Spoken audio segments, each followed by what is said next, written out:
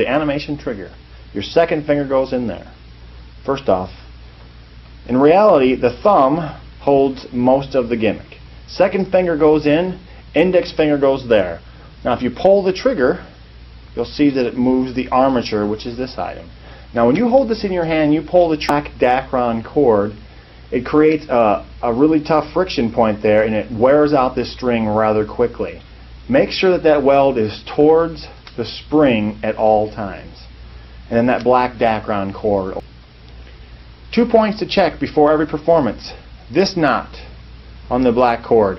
You'll notice that this knot's a little bit shiny. That knot has some super glue on it. I take a little piece of a toothpick and put some super glue on the end, and I dab it on there. Don't put too much on there, because what that'll do is it starts eating away at the plastic and it'll make it very, very weak, and you don't want it to break here in performance. If it happens to break during there in performance, there's absolutely no way out that I know of. And if you happen to know a way, call me. Alright? Same here with this knot right here.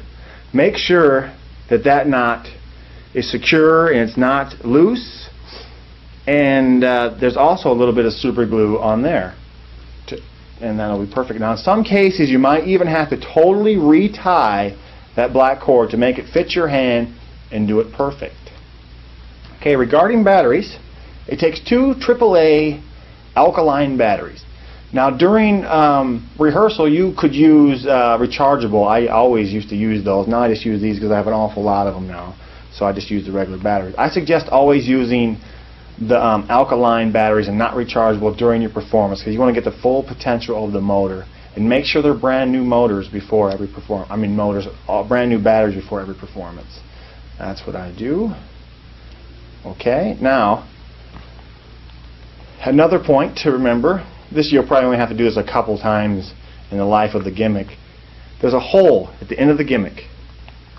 What you do is you get the Vaseline lip glom or lip therapy stuff or whatever, and see, the cool thing about it is it has the really round edge, and it's easy to put some in there. You just put it on there at the end, the hole, against the hole, and squeeze. Get it on there, wipe any excess off. And what I do is I hold it there, and I do this several times, and it makes it really, really smooth, and you hardly ever have to do that. You'll see, and I push the pinky switch. Get a little spider web. Let me cut that up. Alright.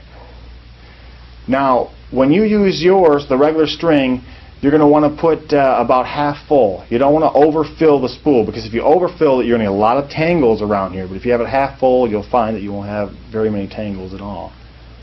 And also concerning the spool, you'll notice there's a little bit of fuzz, a little felt. That acts as a brake pad.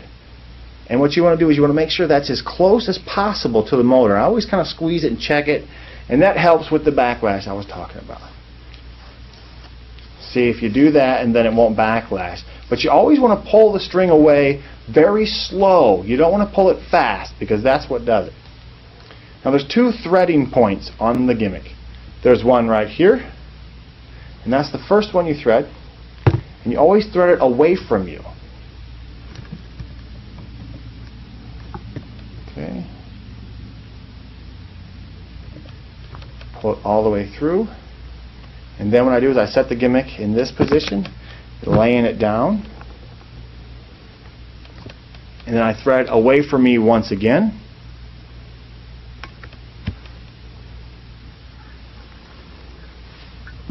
So now it's threaded. Now if you push the pinky finger, it retracts the string. You can. It kind of looks like, it's like an electronic fishing pole, actually, where you could look at it like that, animates. All right. The last thing we have to do is to sew the hanky on. You'll notice inside the hanky is a magnet,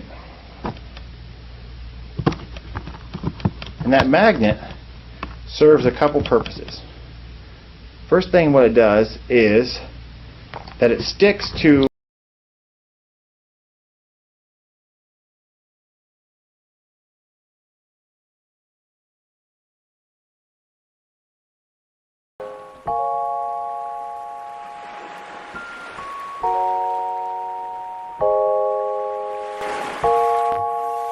Nobody knows.